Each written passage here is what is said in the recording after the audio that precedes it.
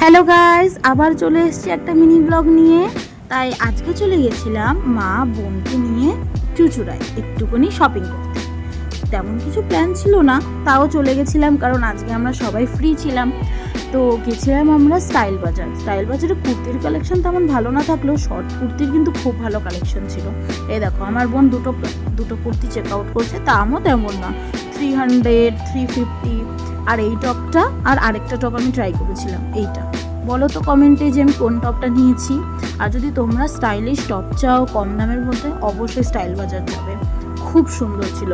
সব trendy tops আর খুব ভালো, আর সাইজ আর দাম সব ভালো ছিল।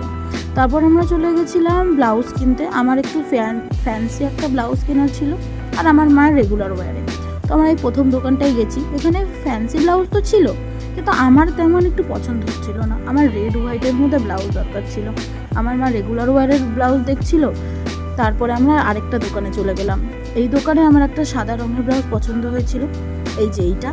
কিন্তু তারপর আমরা নেক্সট আরেকটা দোকানে যাওয়ার পর আমরা এই ব্লাউজটা ফাইনাল করলাম। এইটা আমার শাড়িটার সাথে একদম পারফেক্টলি যাবে।